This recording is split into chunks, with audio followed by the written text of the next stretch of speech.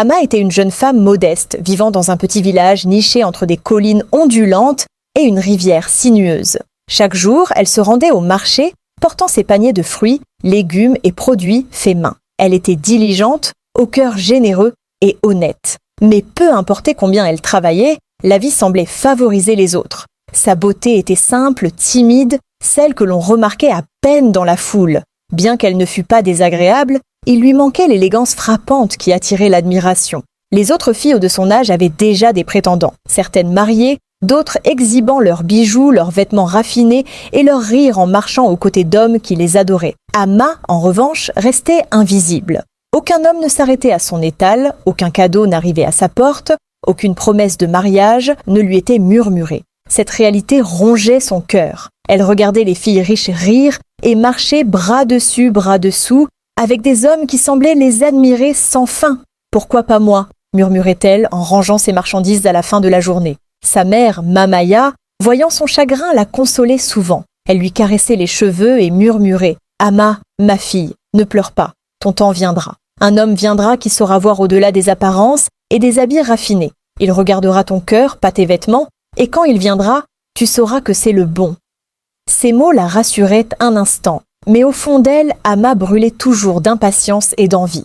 Un après-midi tardif, Amma alla chercher de l'eau. Son cœur était lourd, chargé d'envie et de désir. Elle erra le long de la berge, les yeux fixés sur l'eau ondulante, imaginant une vie où elle pourrait être admirée comme les filles qu'elle enviait. Puis elle la vit, une femme d'une beauté à couper le souffle, presque éthérée, se baignant dans la rivière. Amma s'immobilisa, incertaine de savoir si ce qu'elle voyait était réel ou le fruit de son imagination. La femme se tourna et ses yeux rencontrèrent ceux d'Amma. Un étrange mélange de peur et de fascination s'empara d'elle. Lorsque la femme s'approcha, quelque chose changea. L'air autour d'elle semblait plus lourd, chargé d'une énergie étrange. Son reflet dans l'eau scintillait de manière surnaturelle, et la réalisation frappa Amma comme un éclair. Cette femme n'était pas ordinaire. C'était une Mami Wata, l'un des esprits de la rivière dont sa mère l'avait mise en garde à voix basse tard la nuit. « N'aie pas peur, enfant », dit la Mami Wata, sa voix semblable à de la soie liquide, à la fois apaisante et autoritaire. « Je vois ton désir, ta soif de beauté et de richesse, je peux te l'offrir, mais tout a un prix. » Le cœur d'Amma battait la chamade. L'offre semblait impossible, et pourtant la tentation était écrasante. « Que dois-je faire ?» demanda-t-elle la voix tremblante. La Mami Wata se pencha, ses yeux scintillants. « Tu dois me promettre ton premier-né. En échange, tu auras tout ce que ton cœur désire, beauté, richesse, admiration, tout sera à toi. Mais une fois promis, le pacte ne peut être rompu. » Amma s'immobilisa. Un premier-né ?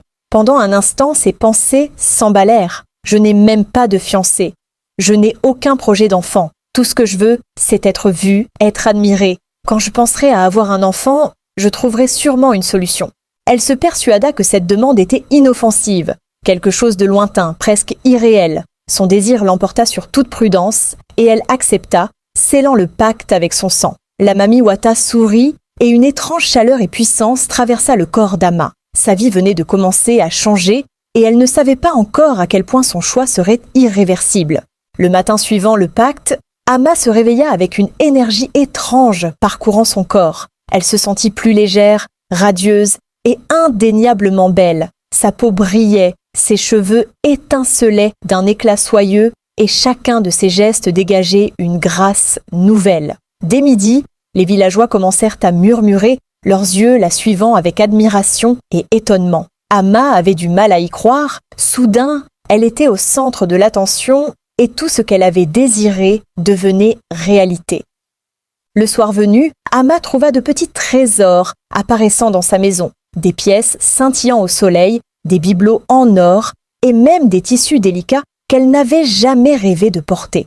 Elle se fit rapidement de nombreuses amies. Toutes les jeunes filles voulaient être proches d'elle. Encouragée par ses bénédictions, Amma transforma son petit étal du marché en véritable boutique, vendant ses marchandises aux villageois et aux voyageurs venant des villes voisines. La richesse qu'elle avait toujours enviée chez les autres coulait désormais vers elle sans effort. Alors que personne ne doutait du changement soudain d'Amma, Mamaya fronçait ses sourcils chaque fois qu'elle la voyait. « Amma, j'ai un mauvais pressentiment », murmurait-elle d'une voix lourde d'inquiétude. « Ta beauté, ses richesses, tout est arrivé trop vite. Ma fille, dis-moi la vérité. D'où cela vient-il vraiment ?»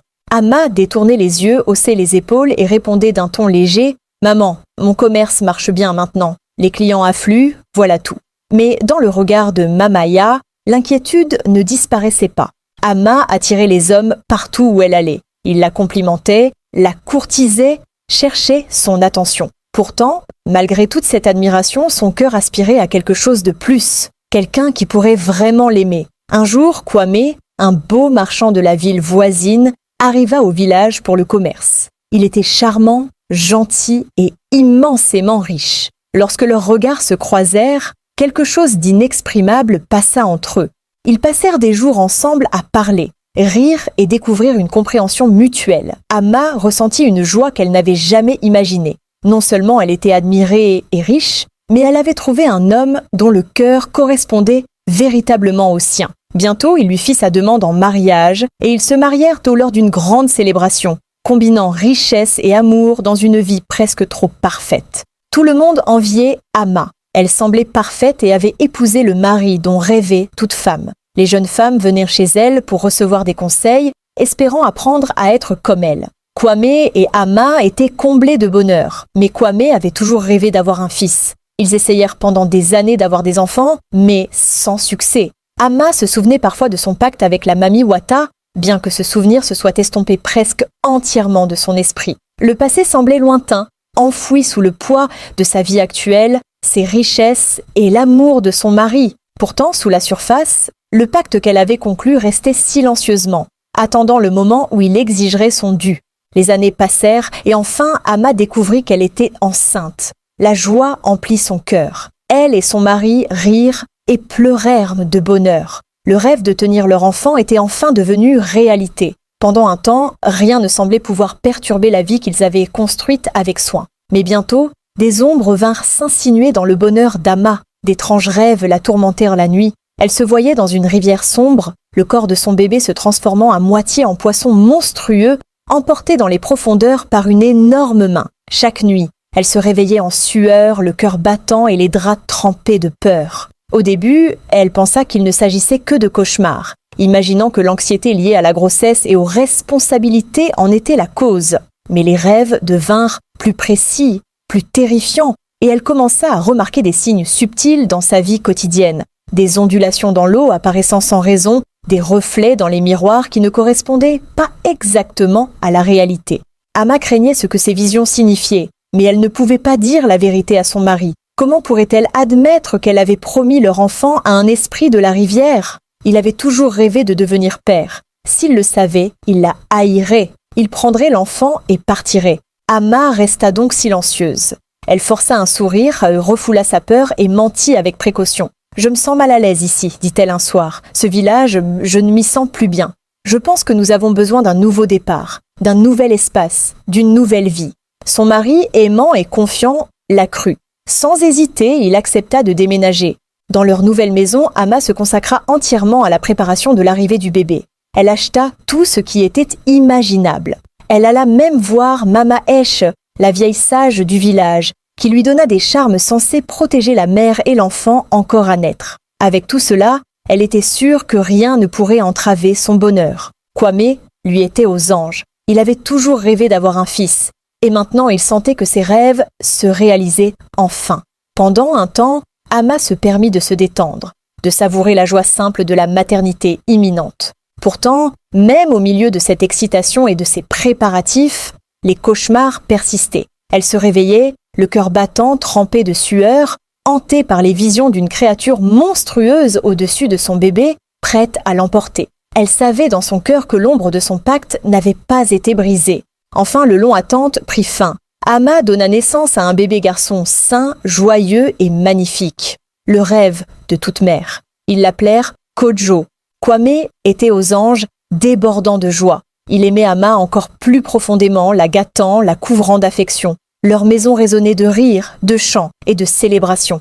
Un soir, alors qu'Amma allaitait son nouveau-né, un frisson parcourut la pièce. L'eau à l'extérieur scintillait de manière surnaturelle, reflétant une silhouette pâle et lumineuse. Le cœur d'Amma bondit. La figure s'approcha et elle la reconnut instantanément. C'était la mamie Wata, radieuse et terrifiante, les yeux brillants d'un pouvoir inflexible. « Donne-moi ce qui m'appartient », dit la mamie Wata, sa voix semblable à de la soie liquide, mais glaciale. Les mains d'Ama tremblaient, tandis qu'elle serrait son fils contre elle. « Non, s'il te plaît, prends tout, toutes les richesses, épargne juste mon bébé », supplia-t-elle, les larmes coulant sur son visage. Mais la mamie Wata secoua la tête. « Non, tu as promis. Les conséquences seront terribles. » Cette nuit-là, elle fit un autre cauchemar. Elle se réveilla trempée et en regardant autour de la chambre, elle vit de l'eau s'accumuler sur le sol. Son fils toussait et frissonnait violemment. Il développa une forte fièvre, son petit corps tremblant dans ses bras. Ama et Kwame l'emmenèrent chez le médecin, mais personne ne pouvait expliquer la maladie. Aucun médicament ne fonctionnait, aucun remède ne semblait efficace. Les jours passèrent et la situation empirait. Les pleurs du bébé percèrent la nuit, laissant Ama et Kwame épuisés et terrifiés. Ama savait que son pacte avait réclamé son premier tribut et que ce n'était que le début. Un après-midi, alors que Kwame rangeait sa boutique, une vieille femme entra, voûtée, ses yeux brillants d'une intensité troublante. Elle s'approcha sans hésitation et murmura des paroles qui glacèrent l'air. « Mon fils, dit-elle d'une voix grave et pressante, écoute-moi bien. Tu dois protéger ton enfant. Retire-le à sa mère si tu veux le sauver. Elle a conclu un pacte, un serment ancien avec les esprits des eaux.